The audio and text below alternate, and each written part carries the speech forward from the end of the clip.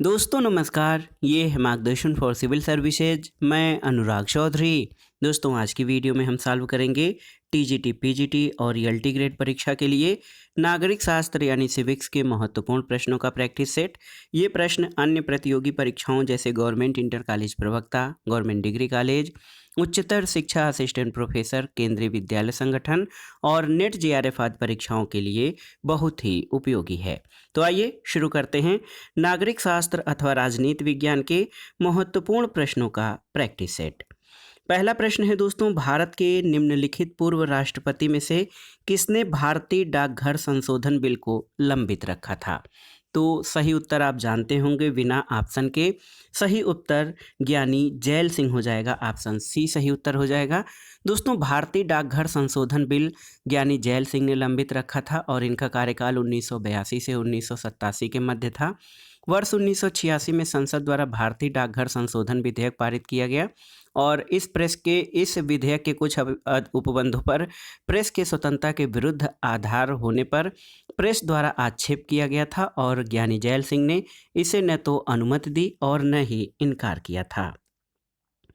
अगला प्रश्न है दोस्तों, निम्नलिखित में से किसने अनुच्छेद 356 को सुरक्षा कपाट कहा था?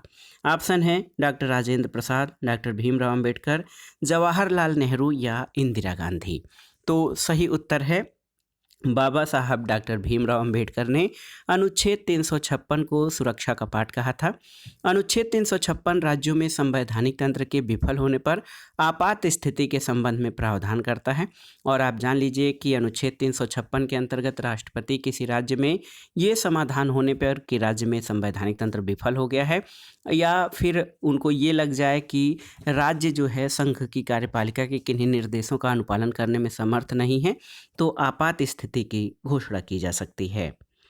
अगला प्रश्न है, भारतीय संसद की आश्वासन समिति उपकरण है किसका? कार्यपालिका का नियंत्रण, न्यायिक नियंत्रण, सिविल समाज नियंत्रण या फिर वैधानिक नियंत्रण। तो सही उत्तर है दोस्तों वैधानिक नियंत्रण। और भारतीय संसद की आश्वासन समिति वैधानिक नियंत्रण का उपकरण है।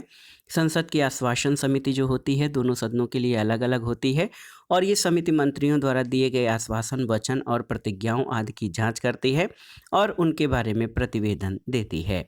दोस्तों लोकसभा की जो आश्वासन समिति होती है उसमें 15 सदस्य और राज्यसभा की आश्वासन समिति में 10 सदस्य होते हैं। अगला प्रश्न है दोस्तों, निम्नलिखित में से कौन सा राज्यों में स्थित उच्च न्यायालयों के अधिकार क्षेत्र में नहीं आता है? तो आप जान लीजिए दोस्तों, अंतर्राज्यीय जल विवाद अधिनियम केंद्र सरकार को अंतर्राज्यीय नदी घाटी के जल का संबंध में 2 या 2 से अधिक राज्यों के मध्य विवाद के न्याय निर्णयन के लिए एक अस्थायी न्यायालय के गठन की शक्ति प्रदान करता है। और ये देखिए 2 राज्यों के बीच जो चल रहा नदी जल विवाद के विषय में जो कोई निर्णय है ये राज्य के उच्च न्यायालय के क्षेत्र में नहीं आता है। तो याद रखिएगा दोस्तों, राज्यों में स्थित उच्च न्यायालय के अधिकार क्षेत्र में जो है ये राज्यों के बीच या 2 राज्यों के बीच नदी जल विवाद इसके संबंध में ये इसके अधिकार क्षेत्र में नहीं आता है। 2 राज्यों के बीच नदी जल विवाद के विषय में उच्च न्यायालय निर्णय नहीं दे सकता है। मौलिक अधिकारों के लिए रेट जारी करता है, अपने से नीचे न्यायालयों के अधीक्षण और नियंत्रण करता है और उच्च न्यायालय अपने न्यायालयों से जुड़ी अपीलों की सुनवाई कर सकता है। लेकिन 2 राज्यों के बीच कोई नदी जल विवाद है तो उसके बारे में जो निर्णय है वो सुप्रीम कोर्ट द्वारा किया जाता है। अगला प्रश्न है दोस्तों, निम्नलिखित में से कौन सा प्रावधान संघ लोक सेवा आयोग की यानी यूपीएससी की स्वतंत्रता को सुनिश्चित नहीं करता है? पहला है कि आयोग का अध्यक्ष और उसके सदस्य सुनिश्चित अवधि तक अपने पद पर बने रहते हैं। कोई सदस्य केवल राष्ट्रपति द्वारा ही अपने पद से हटाया जा सकता है और वो भी संविधान में दी गई विधि से। और आयोग का खर्च भारत की समेकित निधि से लिया जाता है और कोई सदस्य अवधि समाप्त होने पर अन्य सरकारी नौकरियों में पुनर्नियुक्ति होने का पात्र बना रहता है। तो ये आपका संघ लोक सेवा आयोग की स्वतंत्रता को सुनिश्चित नहीं करता है। ऑप्शन डी आपका सही उत्तर है। दोस्तों संघ लोक सेवा आयोग या किसी राज्य लोक सेवा आयोग के अध्यक्ष के अलावा पद की अवधि के समाप्ति के पश्चात नियोजन का पात्र नहीं होगा। अगला प्रश्न है, निम्नलिखित में से कौन से वाक्य सही नहीं हैं संविधान के संबंध में? आप देखिए, पहला है कि संविधान के प्रावधानों के अनुसार मंत्रिपरिषद सामूहिक तथा व्यक्तिगत दोनों रूप से लोकसभा के प्रति जिम्मेदार है। तो कौन सा सही नहीं है? एक आपका सही नहीं है। किसी मंत्री विशेष के विरुद्ध अविश्वास प्रस्ताव स्वीकार्य नहीं होता है। अविश्वास प्रस्ताव में उन कारणों का स्पष्ट उल्लेख होना चाहिए जिन पर अविश्वास प्रस्ताव आधारित है, ये भी सही नहीं है। और यदि कोई अविश्वास प्रस्ताव लोकसभा द्वारा पारित कर दिया जाता है तो मंत्रिपरिषद को त्यागपत्र देना होगा। इसमें से आपको बताना है कि कौन से वाक्य सही नहीं है, कथन सही नहीं है। तो 1 और 3 आपके सही नहीं हैं। क्यों? आप जान लीजिए। अनुच्छेद 75 के अनुसार मंत्रिपरिषद जो है वो सामूहिक रूप से लोकसभा के प्रति, जबकि व्यक्तिगत रूप से राष्ट्रपति के प्रति उत्तरदायी होती है। और किसी मंत्री विशेष के विरुद्ध भी अविश्वास प्रस्ताव स्वीकार्य किया जा सकता है। तो आप जान लीजिए 1 और 3 आपके जो हैं वो सही नहीं हैं। अगला प्रश्न है, अनुच्छेद 360 के अंतर्गत राष्ट्रपति वित्तीय आपातकाल घोषित कर सकते हैं। तो अब जान लीजिए संपूर्ण भारत या भारत के किसी भाग के लिए, लेकिन जब जम्मू कश्मीर राज्य को विशेष राज्य का दर्जा था तो जम्मू कश्मीर को छोड़कर संपूर्ण भारत के लिए होता था। लेकिन आप जान लीजिए राष्ट्रपति जो है आपातकाल की घोषणा तब करते हैं जब वो इस बात के लिए संतुष्ट हो जाते हैं कि ऐसी स्थिति उत्पन्न हो गई है जिससे कि किसी भारत अथवा उसके किसी क्षेत्र की वित्तीय स्थिति अथवा प्रत्यय संकट में हो। तो ये संपूर्ण भारत या भारत के किसी भाग के लिए वित्तीय आपात स्थिति की घोषणा कर सकता है। अगला प्रश्न है दोस्तों, अवधि समापन के नियम से क्या अभिप्राय है, आपको बताना है। तो उत्तर है, विधानमंडल द्वारा वोट किए गए सभी विनियोग वित्तीय वर्ष के अंत में समाप्त हो जाते हैं। अवधि समापन का अर्थ यही है। अगला प्रश्न है दोस्तों, निम्नलिखित में से कौन अखिल भारतीय सेवा नहीं है? भारतीय पुलिस सेवा, भारतीय प्रशासनिक सेवा, भारतीय वन सेवा या भारतीय विदेश सेवा। तो सही उत्तर क्या हो जाएगा दोस्तों? सही उत्तर है भारतीय विदेश सेवा। ये अखिल भारतीय सेवा नहीं है, ये केंद्रीय सेवा के अंतर्गत आती है, जबकि आईपीएस, आईएएस और इंडियन फॉरेस्ट सर्विस ये अखिल भारतीय सेवा के अंतर्गत आते हैं। अगला प्रश्न है, निम्नलिखित में से कौन सा महात्मा गांधी के द्वारा आरंभ किया गया पहला सत्याग्रह था? तो उत्तर है चंपारण सत्याग्रह। और ये सत्याग्रह जो है 1917 में चंपारण बिहार में कृषक आंदोलन की समस्या के लिए चलाया गया था। तो सही उत्तर है महात्मा गांधी द्वारा आरंभ किया गया पहला सत्याग्रह चंपारण सत्याग्रह था 1917 का। अगला प्रश्न है दोस्तों, संसद के सदन की कुल संख्या के 2/3 बहुमत से प्रस्ताव पारित किए जाने के नियम दी गई कौन सी दशा में लागू किया जाता है? तो सही उत्तर है भारत के राष्ट्रपति पर महाभियोग चलाने के समय। दोस्तों, संसद के सदन की कुल संख्या के 2/3 बहुमत से प्रस्ताव पारित किए जाने का नियम भारत के राष्ट्रपति पर महाभियोग चलाने के लिए लागू किया जाता है। ये संविधान के संशोधन, आपातकाल के प्रभावी होने के अनुमोदन या आपातकाल के प्रभावी होने की अस्वीकृति के संबंध में नहीं, भारत के राष्ट्रपति पर महाभियोग चलाने की दशा में लागू किया जाता है। अगला प्रश्न है, भारतीय संविधान के अनुच्छेद 53 के अंतर्गत संघ की कार्यकारी शक्ति किसमें निहित होती है? तो ये जो है कार्यकारी शक्ति आप जानते हैं राष्ट्रपति में निहित होती है। अगला प्रश्न है दोस्तों, 1932 के पूना समझौता से कौन लोग संबंधित थे? तो पूना समझौता महात्मा गांधी और डॉक्टर BR अम्बेडकर के बीच कब हुआ था? तो याद कर लीजिएगा 24 सितंबर 1932 को पूना पैक्ट हुआ था। याद रखिएगा, पूना समझौता महात्मा गांधी और डॉक्टर अंबेडकर के मध्य 24 सितंबर 1932 को पूना की यरवदा जेल में सीटों के आरक्षण को लेकर हुआ था। अगला प्रश्न है, संसदात्मक शासन में वैधानिक संप्रभु कौन होता है? आपको बताना है। तो संसदात्मक शासन में दोस्तों वैधानिक संप्रभु जो है वो संसद होती है। और आप जान लीजिए कि संसद सर्वोच्च होती है और समस्त विधि का स्रोत भी होती है। संसदीय संप्रभुता का सिद्धांत ग्रेट ब्रिटेन में अपनाया गया है, क्योंकि अन्य देशों की संसदीय शासन व्यवस्था में संविधान सर्वोच्च होता है, जबकि संसदीय शासन व्यवस्था में ब्रिटेन की संसद में जो है संसद संप्रभु है। अगला प्रश्न है दोस्तों, संप्रभुता से संबंधित किसने संप्रभुता को निरपेक्ष, अविभाज्य, अपरिहार्य और सतत माना है? थॉमस हाब्स, लॉक, रूसो या कार्ल मार्क्स? तो सही उत्तर है थॉमस हाब्स।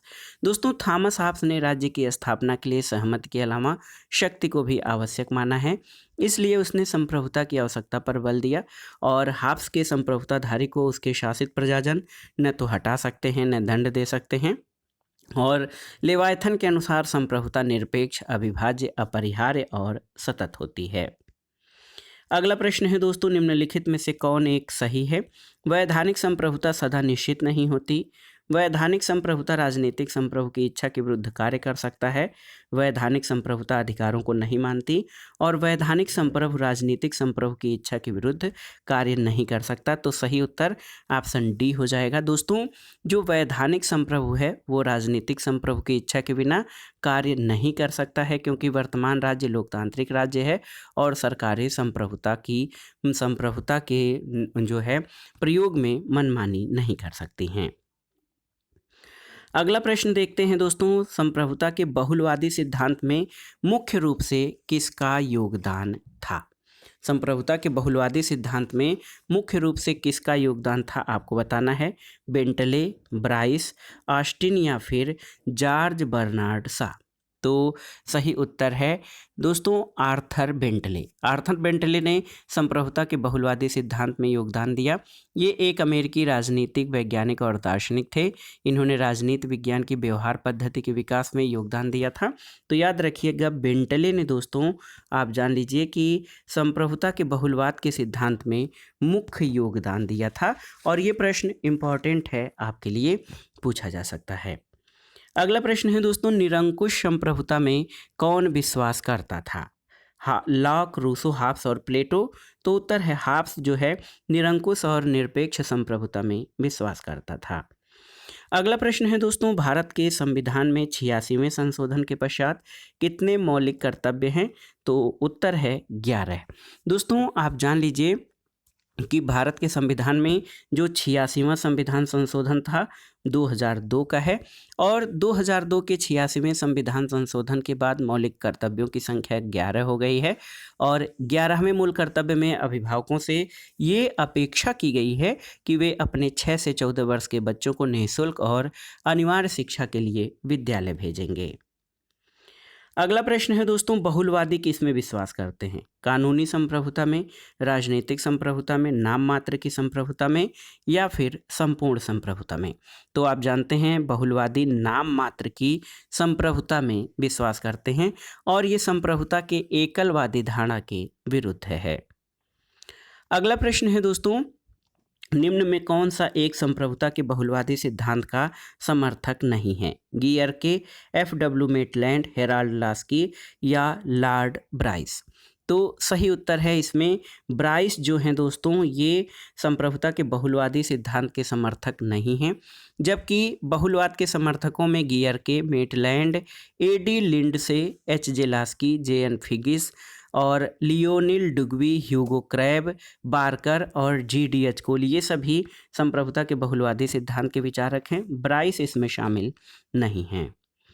अगला प्रश्न है दोस्तों, कौन सा विचारक पाश्चात्य राजनीतिक चिंतन में संविधानवाद का जनक माना जाता है? तो आसान सा प्रश्न है। अरस्तु को संविधानवाद का जनक माना जाता है और अरस्तु ने मनुष्यों के शासन की तुलना में विधि के शासन को सर्वथा उत्तम और उचित माना है। अगला प्रश्न है दोस्तों, सरकार की प्रस्तुत विकल्पों में दी गई व्यवस्थाओं में से द्विसदनवाद किसकी अनिवार्य विशेषता है? संसदीय व्यवस्था, अध्यक्षीय व्यवस्था, एकीक व्यवस्था या संघीय व्यवस्था? तो सही उत्तर है संघीय व्यवस्था। और आप जान लीजिए, संघीय व्यवस्था के जो लक्षण हैं उसमें द्विसदनवाद, दो सरकार, शक्तियों का विभाजन, संविधान की सर्वोच्चता, लिखित और कठोर संविधान। तो आप जान लीजिए द्विसदनवाद संघीय शासन की महत्वपूर्ण और अनिवार्य विशेषता है। अगला प्रश्न है, प्रस्तुत विकल्पों में कौन सा कथन असत्य है? आपको बताना है। तो सही उत्तर है दोस्तों, प्रशासनिक क्रियाओं पर न्यायिक नियंत्रण नैसर्गिक नियम से निकला है, ये आपका सही नहीं है। संसद दिवस का पहला घंटा प्रश्नों के लिए आरक्षित होता है, सही है। शून्यकाल संसद में प्रारूपिक भारतीय नौ प्रवर्तन है, सही है। नौ लोक प्रशासन अमेरिकन परिघटना है, सही है। प्रशासनिक क्रियाओं पर न्यायिक नियंत्रण नैसर्गिक नियम से निकला है, ये आपका सही नहीं है। और क्यों? क्योंकि जो न्यू पब्लिक एडमिनिस्ट्रेशन है उसमें जो घटनाएं हैं उसमें संयुक्त राज्य अमेरिका में लोक सेवा के लिए उच्चतर शिक्षा पर हानि प्रतिवेदन, अमेरिका में आयोजित लोक प्रशासन के सिद्धांत पर व्यवहार पर फिलाडेल्फिया सम्मेलन हुआ था और इसी आधार पर नौ लोक प्रशासन का विकास अमेरिकी परिघटना माना जा सकता है। आप जान लीजिए, प्रशासनिक क्रियाओं पर न्यायिक नियंत्रण नैसर्गिक नियम से नहीं बल्कि विधिक या कानूनी नियम से निकला है, जिसको कानूनी प्रतिकार कहा जाता है। अगला प्रश्न है दोस्तों, संवैधानिक शासन के बारे में निम्नलिखित कथनों पर ध्यान दीजिए। संवैधानिक सरकार वह होती है जहां पर सीमित सरकार का रूप होता है, बिल्कुल सही है। वह है जहां सत्ता संवैधानिक है, बिल्कुल सही है। संवैधानिक सरकार वह है जहां संविधान और कानून शक्ति के प्रयोग को सीमित करते हैं। और चौथा है कि वह राज्य के प्रधान को बहुत कम शक्तियां प्रदान होती हैं, तो ये आपका सही नहीं है। 1, 2 और 3 सही है। संवैधानिक सरकार के बारे में, ऐसी सरकार को संवैधानिक सरकार कहा जाता है जहां सीमित सरकार होती है, सत्ता संवैधानिक हो, संविधान और कानून शक्ति के प्रयोग को सीमित करते हैं, कानून का शासन और नागरिक अधिकारों का प्रावधान, ये सभी संवैधानिक शासन के लक्षण हैं। ऑप्शन ए आपका सही उत्तर है। अगला प्रश्न कथन और कारण से संबंधित है। कथन है कि भारत में संघवाद व्यवहारिक नहीं है। कथन कारण है कि भारत एक संघीय राज्य नहीं है। तो यहाँ पर देखिए दोस्तों, हाँ, आप देख सकते हैं भारत में संघवाद व्यवहारिक नहीं है और भारतीय संविधान के अनुच्छेद 1 में भारत को राज्यों का संघ कहा गया है। भारत में संघीय शासन प्रणाली का पहला प्रयोग भारत शासन अधिनियम 1935 द्वारा किया गया, लेकिन इससे पहले नेहरू रिपोर्ट में भी संघीय प्रावधानों का स्पष्ट समर्थन किया गया था। ए सही परंतु आर गलत है। ऑप्शन सी सही उत्तर हो जाएगा। अगला प्रश्न है दोस्तों, संघात्मक सरकार के सफल संगठन के लिए आवश्यक शर्तें क्या है?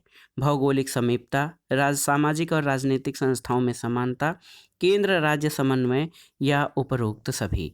तो दोस्तों, संघात्मक सरकार के सफल कार्यान्वयन के लिए केंद्र राज्य समन्वय आवश्यक है, बहुत ही महत्वपूर्ण है। भौगोलिक समीपता भी जरूरी है, भौगोलिक थोड़ा सा दूरी भी रहेगी तब भी संघात्मक सरकार चल जाएगी। और सामाजिक और राजनीतिक संस्थाओं में समानता की भी बात कही जा रही है, लेकिन सबसे महत्वपूर्ण शर्त जो है केंद्र राज्य समन्वय होगा। अगला प्रश्न है दोस्तों, प्रस्तुत विकल्पों में से कौन सी सरकार को उत्तरदायी सरकार के नाम से भी जाना जाता है? कुलीन तंत्र, संसदीय, राजशाही या तानाशाही? तो सही उत्तर है संसदीय शासन व्यवस्था को उत्तरदायी सरकार के नाम से भी जाना जाता है। अगला प्रश्न है, निम्नलिखित में से कौन सा एक नीति निर्देशक तत्व गांधी के दर्शन से मिलता है?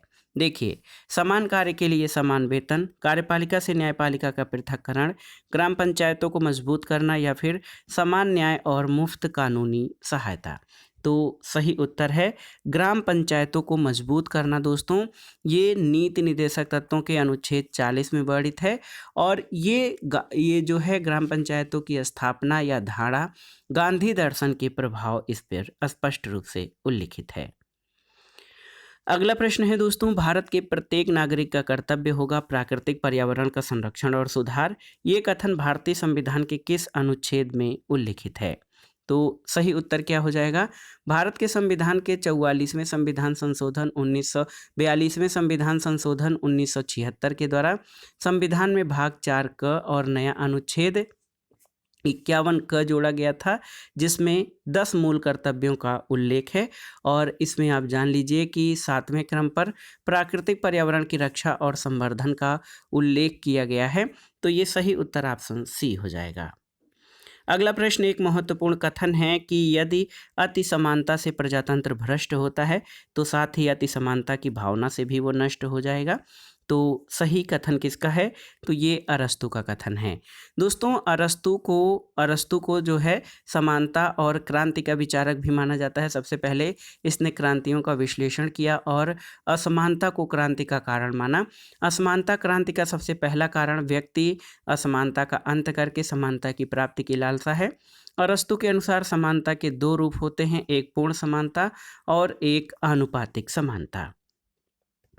अगला प्रश्न है दोस्तों, सत्ता के ऊपर सत्ता की मर्यादा होनी चाहिए, इस सिद्धांत पर किसकी आस्था थी? लॉक, मॉन्टेस्क्यू, बर्क या ग्रीन?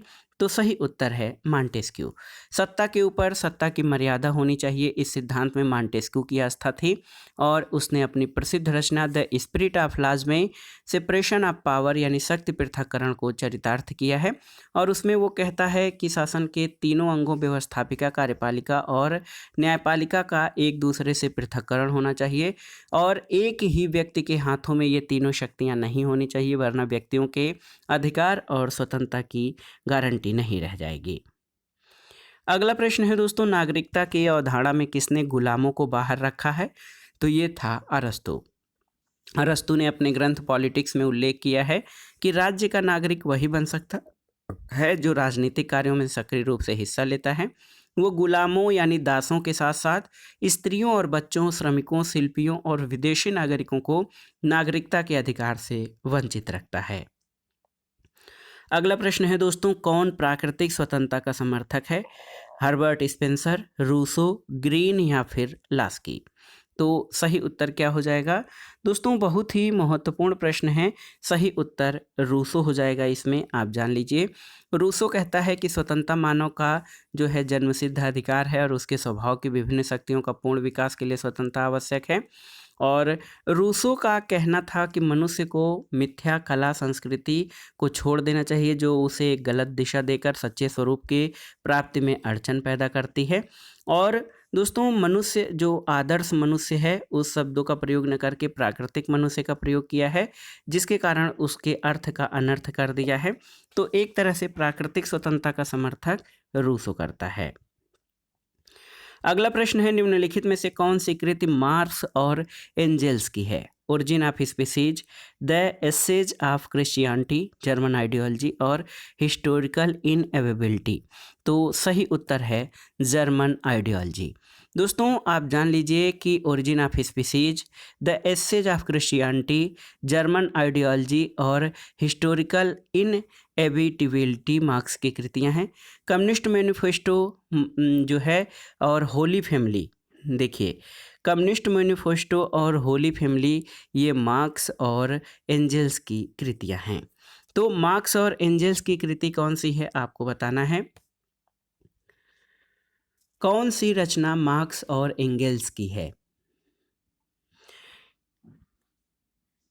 ये बहुत ही महत्वपूर्ण प्रश्न है दोस्तों, और इसमें आप लोग थोड़ा सा खोज के बताइएगा भी कि कौन सी रचना इसमें मार्क्स और एंजेल्स की है। अगला प्रश्न है, संप्रभु की परम शक्तियों को औचित्यपूर्ण बताने के लिए निगम की अवधारणा का प्रयोग किसने किया था? आपको बताना है। तो सही उत्तर है हीगल ने। दोस्तों आप जान लीजिए कि संप्रभु की परम शक्तियों को औचित्यपूर्ण बताने के लिए निगम की अवधारणा का प्रयोग दोस्तों यहाँ पर आप देखिए हाब्स ने किया था। ऑप्शन बी आपका सही उत्तर हो जाएगा, हाब्स सही उत्तर हो जाएगा। मैंने पहले हीगल बोल दिया था। और दोस्तों हाब्स की संप्रभुता का आधार सामाजिक संविदा है और उसका लेवायथन या संपूर्ण प्रभुत्व संपन्न शासक जो है पूर्णतः निरंकुश है, उसका आदेश ही कानून है और उसका प्रत्येक कार्य न्यायपूर्ण है। संप्रभुता निरपेक्ष, अस्थायी, अविभाज्य और अदेय है। द लॉज एक पुस्तक है, LAWS यानी कानून। द लॉज पुस्तक के लेखक कौन है? तो सही उत्तर है दोस्तों द लॉज जो है प्लेटो की रचना है। ये आकार की दृष्टि से सबसे बड़ी और प्लेटो की अंतिम रचना है। तो दार्शनिक राजा और आदर्श राज्य के निर्माण के संबंध में जो असफलता मिली उससे सीख लेते हुए प्लेटो ने अपने इस ग्रंथ में व्यवहारिक विचारक की भांति अपने विचार प्रस्तुत किया है और एक सब आइडियल स्टेट यानी उप आदर्श राज्य की अवधारणा प्रस्तुत किया है जो प्लेटो के आदर्श राज्य और व्यवहारिक राज्य के बीच स्थित है। अगला प्रश्न है दोस्तों, रूसो के सामाजिक समझौते के विषय में क्या सही है? मनुष्य प्राकृतिक स्वतंत्रता प्राप्त करता है, मनुष्य धार्मिक स्वतंत्रता प्राप्त करता है, मनुष्य नागरिक स्वतंत्रता प्राप्त करता है या मनुष्य नैतिक स्वतंत्रता खो देता है?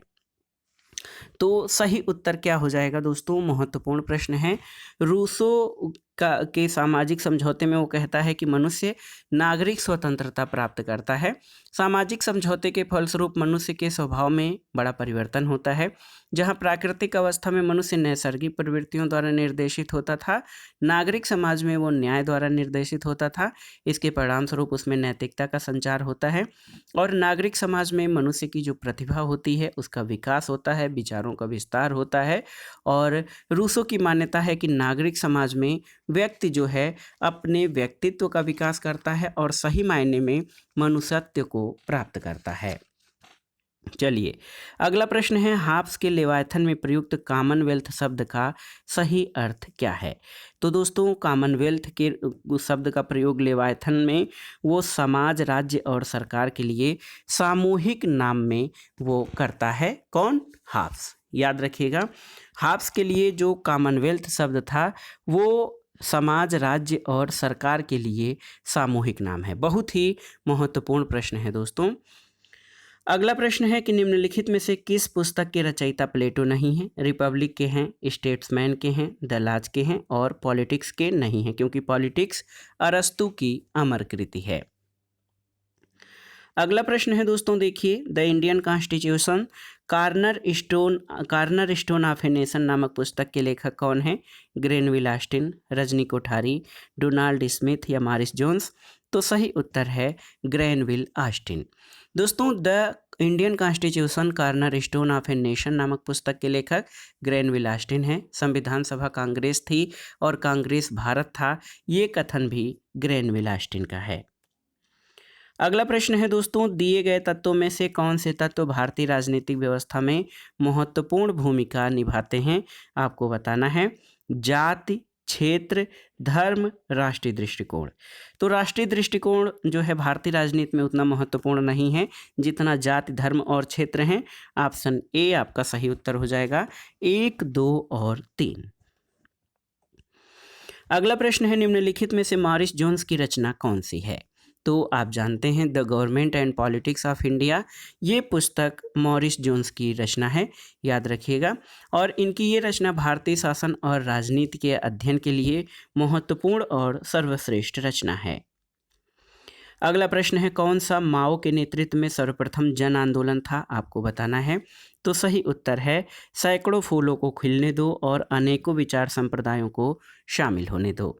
देखिए, बहुत ही महत्वपूर्ण प्रश्न है दोस्तों। सैकड़ों फूलों को खिलने दो और अनेक विचार संप्रदायों को शामिल होने दो, ये माओ जेडोंग के नेतृत्व में सबसे पहला जन आंदोलन था और माओ के अन्य आंदोलन छलांग भरकर आगे बढ़ने का महान आंदोलन, लोहे और इस्पात की लड़ाई और कल्चरल रिवॉल्यूशन है। अगला प्रश्न है दोस्तों, कौन व्यक्तिवादी विचारक गुण सापेक्ष समाजवाद का अधिवक्ता था? एडम स्मिथ, बेंथम, मिल या फिर स्पेंसर? तो इसमें आपसे पूछा गया है कि कौन सा व्यक्तिवादी विचारक रहा जो गुण सापेक्ष समाजवाद का अधिवक्ता था? तो ये है J.S. मिल। दोस्तों, J.S. मिल व्यक्तिवादी विचारक था। मिल ने राजनीतिक क्षेत्र में विचार और अभिव्यक्ति की पूर्ण स्वतंत्रता और संवैधानिक शासन प्रणाली को विकसित किया और आर्थिक क्षेत्र में उदारवादी मूल्यों के साथ साथ समाजवादी मूल्यों का भी महत्वपूर्ण संयोग स्थापित करके उदारवाद को एक नई दिशा दी थी। अगला प्रश्न है दोस्तों, उदारवाद का आदर्शवादी संशोधन किसने प्रस्तुत किया? देखिए, हीगल, कांट, बोसांके या फिर लास्की ने? तो सही उत्तर क्या हो जाएगा? दोस्तों, सही उत्तर हो जाएगा उदारवाद का आदर्शवादी संशोधन कांट के द्वारा किया गया था। कांट के अनुसार राज्य सर्वोच्च नैतिकता का प्रतिनिधित्व करता है। प्रत्येक मनुष्य केवल मनुष्य होने के नाते अपने आप में साध्य है और यह ऐसा नियम है जिसके साथ कोई शर्त नहीं जोड़ी जा सकती। और अर्नेस्ट बार्कर ने दोस्तों इस नियम को मानव स्वतंत्रता का आधारभूत सिद्धांत स्वीकार किया है। अगला प्रश्न है, लेनिनवाद की खोज किसके द्वारा की गई थी? तो उत्तर है स्टालिन के द्वारा। दोस्तों, लेनिनवाद की खोज स्टालिन ने की। लेनिन ने समाजवादी क्रांति के विचार को व्यवहारिक रूप देने और समाजवादी व्यवस्था को व्यवहारिक रूप से चलाने के लिए मार्क्सवादी सिद्धांत की नई व्याख्या प्रस्तुत की और मार्क्सवादी चिंतन में 3 नए विचारों का समावेश भी किया था। विचारधारा की भूमिका, साम्राज्यवाद विरोधी संघर्ष और साम्यवादी दल की भूमिका। अगला प्रश्न है दोस्तों, विवेकपूर्ण चयन सिद्धांत की निम्नलिखित में से कौन सी मान्यता गलत है, आपको बताना है। तो व्यक्ति निर्णय लेते हैं बिना ये सोचे कि अन्य लोग क्या कर सकते हैं, ये आपका सही नहीं है। विवेकपूर्ण चयन सिद्धांत में जोखिम और अवसरों का सही आकलन किया जा सकता है। शक्ति धारक शक्ति का प्रयोग अपने हितों की अभिवृद्धि अपने विरोधियों को हितों को रोकने के लिए करते हैं। साध्य और साधन को सही ढंग से अभिव्यक्त किया जा सकता है। तो ये सब सही हैं। गलत मान्यता ये है कि व्यक्ति निर्णय लेते हैं बिना ये सोचे कि अन्य लोग क्या कर सकते हैं। विवेकपूर्ण चयन की सिद्धांत की मान्यता के संबंध में ये गलत कथन है, शेष आपके सही हैं। अगला प्रश्न है, मार्क्सवादी परिप्रेक्ष्य में राज्य से संबंधित त्रुटिपूर्ण कथन क्या है। देखिए, राज्य समाज की अधिसंरचना का एक घटक है। दूसरा है कि सर्वहारा क्रांति के बाद राज्य का बलपूर्वक उन्मूलन कर दिया जाएगा। राज्य समाज में विरोधपूर्ण वर्गों के विभाजनों की रचना है या अधीनस्थ वर्गों के लिए सदैव अधिनायकवादी होता है। तो इसमें मार्क्सवादी परिप्रेक्ष्य में राज्य से संबंधित जो गलत कथन वो है कि मार्क्सवादी परिप्रेक्ष्य से संबंधित जो है दूसरा कथन, यहाँ पर आप देखिए दोस्तों कि सर्वहारा क्रांति के बाद राज्य का बलपूर्वक उन्मूलन कर दिया जाएगा, ये मार्क्सवादी परिप्रेक्ष्य में सही नहीं है। क्यों? क्योंकि मार्क्स का मानना था कि जो है सर्वहारा क्रांति के बाद राज्य समाप्त नहीं होगा बल्कि समाजवादी व्यवस्था की स्थापना होगी और राज्य धीरे धीरे लुप्त होगा। अगला प्रश्न है, कथन और कारण से संबंधित। कथन है कि वैश्वीकरण ने राष्ट्र राज्य की प्रासंगिकता को दुर्बल कर दिया है। कारण है कि कोई राष्ट्र राज्य अब प्रासंगिक नहीं है क्योंकि राष्ट्रवाद अब भी मूल शक्ति के रूप में चल रहा है। तो इसमें सही उत्तर क्या हो जाएगा? सही उत्तर ए और आर दोनों सही हैं, लेकिन आर ए की सही व्याख्या नहीं करता है। तो बिल्कुल सही है, वैश्वीकरण या ग्लोबलाइजेशन राष्ट्र राज्य की प्रासंगिकता को दुर्बल तो किया है, लेकिन राष्ट्रवाद अब भी मूल शक्ति के रूप में संचालित हो रहा है। अगला प्रश्न है दोस्तों, कल्याणकारी सिद्धांत राज्य के बारे में क्या विचार रखता है या राज्य को क्या मानता है कल्याणकारी सिद्धांत? तो माध्यम, उद्देश्य, न माध्यम न उद्देश्य या फिर एक अवयव। तो सही उत्तर है दोस्तों कल्याणकारी सिद्धांत या वेलफेयर स्टेट जो है ये राज्य को एक माध्यम मानता है। किसके लिए? व्यक्तियों के कल्याण के लिए। कल्याणकारी राज्य मानता है कि राज्य की सेवा का जो है माध्यम, राज्य सेवा का माध्यम है और इसे इस सेवा से जुड़ी हुई क्रिया और प्रक्रिया के रूप में कल्याणकारी सिद्धांत देखता है। आधुनिक अमेरिकी राज्यशास्त्रियों ने राज्य के कल्याणकारी धारणा को राजनीतिक प्रणाली की संज्ञा दी है और राज्य शब्द का प्रयोग न करने का परामर्श दिया है। तो इस तरह से जो वेलफेयर स्टेट है वो व्यक्तियों के हित और कल्याण के लिए राज्य को एक माध्यम मानता है। अगला प्रश्न है, कौन राज्य का सबसे महत्वपूर्ण तत्व है? क्षेत्र, जनसंख्या, सरकार या संप्रभुता? तो उत्तर है संप्रभुता राज्य का सर्वोच्च या महत्वपूर्ण तत्व है। राज्य के अंतर्गत 4 तत्वों को स्वीकार किया गया है: संप्रभुता, जनसंख्या, भूभाग, सरकार और संप्रभुता। और इसमें संप्रभुता सबसे महत्वपूर्ण है। संप्रभुता शब्द का प्रयोग सबसे पहले फ्रांसीसी विचारक बोंदा के द्वारा किया गया था। अगला प्रश्न है, राज्य शब्द का आधुनिक अर्थ में सर्वप्रथम जो प्रयोग है वो किसके द्वारा किया गया था? तो ये था मैकियावेली। दोस्तों आप जान लीजिए कि आधुनिक अर्थों में राज्य शब्द या स्टेट शब्द का प्रयोग मैकियावेली द्वारा किया गया। मैकियावेली को आधुनिक राजनीति का जनक भी कहा जाता है। अगला प्रश्न है दोस्तों, राष्ट्रीय राज्य निम्नलिखित में से किसके प्रभाव का संयुक्त उत्पाद है? तो उत्तर है पुनर्जागरण। देखिए, पुनर्जागरण, वाणिज्यिक क्रांति, धर्म सुधार आंदोलन। आप जान लीजिए दोस्तों, राष्ट्रीय राज्य पुनर्जागरण, वाणिज्यिक क्रांति और धर्म सुधार आंदोलन के प्रभाव का संयुक्त उत्पाद था। यूरोप में राष्ट्र राज्यों का उदय 15वीं और 16वीं शताब्दी में हुआ।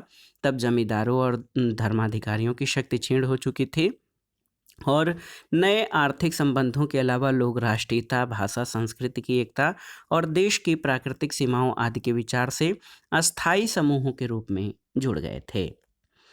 अगला प्रश्न है, निम्नलिखित में से कौन सा एक राज्य की अत्यधिक प्रशंसा करता है? साम्यवादी, व्यक्तिवादी, आदर्शवादी या फिर अराजकतावादी? तो आसान सा प्रश्न है। आदर्शवादी सिद्धांत राज्य की अत्यधिक प्रशंसा करता है। आदर्शवादी सिद्धांत राज्य को प्राकृतिक और नैतिक संघ तथा व्यक्ति को राजनीतिक समुदाय का अभिन्न अंग मानता है। अगला प्रश्न है, नीचे लिखे गए विचारकों में से किन लोगों ने राज्य को शक्ति के रूप में परिभाषित किया है? आपको बताना है। मैकियावेली, ग्रीन, नीत्शे और कैटलिन। तो सही उत्तर हो जाएगा ग्रीन को छोड़ के मैकियावेली, नीत्शे और कैटलिन, यानी 1, 3, 4। ऑप्शन डी आपका सही उत्तर हो जाएगा। दोस्तों, शक्ति सिद्धांत से मैकियावेली, नीत्शे, कैटलिन आदि संबंधित हैं। ग्रीन उदार आदर्शवादी विचारक हैं। अगला प्रश्न है दोस्तों, ये किसने कहा है कि आधुनिक राज्य का मुख्य पक्ष उसकी भूमि, शारीरिक हिंसा के साधनों पर एकाधिकार और उसकी वैधानिकता है? तो सही उत्तर है ब्लंटशली। दोस्तों, ब्लंटशली के अनुसार आधुनिक राज्य का मुख्य पक्ष उसकी भूमि, शारीरिक हिंसा के साधनों पर एकाधिकार और उसकी वैधानिकता है। अगला प्रश्न इम्पॉर्टेंट है, इंडियन पॉलिटी से है कि भारत के राष्ट्रपति पर महाभियोग क्या है? तो ये एक सेमी जुडिशियल प्रक्रिया है। याद रखिएगा दोस्तों, भारत के राष्ट्रपति पर जो महाभियोग की प्रक्रिया है वो एक अर्ध न्यायिक प्रक्रिया है। अगला प्रश्न है दोस्तों, सर्वोच्च न्यायालय में पहली महिला जज कौन सी थी? तो सही उत्तर है फातिमा बीबी। बहुत ही महत्वपूर्ण है दोस्तों, सर्वोच्च न्यायालय की प्रथम महिला जज फातिमा बीबी थीं, जिन्होंने 1989 में जज के रूप में पदभार ग्रहण किया। फिर बाद में वे राष्ट्रीय मानवाधिकार आयोग की सदस्य और तमिलनाडु की राज्यपाल भी रही थीं। अगला प्रश्न है दोस्तों, भारत में बजट लागू करने वाली नोडल संस्था कौन सी है? तो सही उत्तर क्या हो जाएगा? बजट लागू करने वाली नोडल संस्था वित्त मंत्रालय यानी फाइनेंस मिनिस्ट्री है। अगला प्रश्न है दोस्तों, समन्वय यानी लोक प्रशासन से संबंधित है। समन्वय का सबसे अधिक महत्वपूर्ण साधन क्या है? पद सोपान, नियोजन, परामर्श या बजट? तो सही उत्तर क्या हो जाएगा? दोस्तों, सही उत्तर समन्वय का सबसे महत्वपूर्ण साधन नियोजन यानी प्लानिंग है। प्लानिंग के द्वारा ही दोस्तों, उत्कृष्ट नियोजन के द्वारा ही समन्वय यानी कोऑर्डिनेशन का विस्तार या इसका जो है अच्छे ढंग से व्यवस्थापन किया जा सकता है। तो नियोजन यानी प्लानिंग के तहत अच्छा समन्वय किया जा सकता है। अगला प्रश्न है, निम्नलिखित में से किसने राज्य को एक साध्य के साधन के रूप में नहीं बल्कि स्वतः साध्य के रूप में माना है? जनतंत्रवादी, तानाशाह, उदारवादी या फिर धार्मिक प्रमुख? तो सही उत्तर तानाशाह या फिर जिसको हम डिक्टेटर कहते हैं। तानाशाहों ने राज्य को एक साध्य के साधन के रूप में नहीं बल्कि स्वतः साध्य माना है। तानाशाही को जो है अगर हम पॉलिटिकल साइंस टर्म में देखें तो अधिनायकवाद कहा जाएगा। और अधिनायकवाद ऐसी शासन प्रणाली है जिसमें कोई व्यक्ति विद्यमान नियमों की अनदेखी करते हुए शक्ति के बल से शासन करता है। तानाशाही शासन में तानाशाह जो है शासक स्वयं को ही राज्य के रूप में स्थापित कर लेता है। तो दोस्तों, ये था आज का video. TGT, PGT, LT grade, government inter college प्रवक्ता, गवर्नमेंट डिग्री कॉलेज, उच्चतर शिक्षा असिस्टेंट प्रोफेसर, केंद्रीय विद्यालय संगठन और नेट जेआरएफ आदि परीक्षाओं के लिए नागरिक शास्त्र यानी सिविक्स या फिर राजनीति विज्ञान के महत्वपूर्ण प्रश्नों का प्रैक्टिस सेट, जो आपके आगामी परीक्षाओं के लिए बहुत ही उपयोगी होगा। आप इन प्रश्नों को तैयार कर लीजिएगा। दोस्तों, इस समय थोड़ा सा पॉलिटिकल साइंस का जो प्रैक्टिस सेट है वो नहीं आ पा रहा है, क्योंकि हम लोग एक महत्वपूर्ण खंड पीसीएस प्रारंभिक परीक्षा के लिए इंडियन पॉलिटी और पर्यावरण को कवर कर रहे हैं। साथ ही साथ लूसेंट का भी जो है लूसेंट भी चल रहा है, तो वहाँ से भी हम कई महत्वपूर्ण प्रश्नों को देख रहे हैं। आप राज्य व्यवस्था का प्रयोग जो है नागरिक शास्त्र से आयोजित परीक्षाओं के लिए भी कर सकते हैं। जो हम घटना चक्र पूर्वावलोकन पीसीएस के लिए जो हम लोग चला रहे हैं, उसके कई सारे प्रश्न इन परीक्षाओं के लिए यानी TGT, PGT, LT grade, GIC, GDC, KVS और यूजीसी नेट आदि के लिए उपयोगी हैं। आप उन प्रश्नों को देखते चलिएगा और कोई प्रश्न नया लगे तो आप उसको अलग से नोट भी कर लीजिएगा, ताकि परीक्षा में जब वो प्रश्न पूछा जाएगा तो आप उसको सही सही अटेम्प्ट कर सकें। दोस्तों, वीडियो आपको कैसा लगा हमें कमेंट बॉक्स में ज़रूर बताइएगा। वीडियो को लाइक करें, शेयर करें और इस चैनल मार्गदर्शन फॉर सिविल सर्विसेज को सब्सक्राइब करें। वीडियो देखने के लिए धन्यवाद दोस्तों। नमस्कार।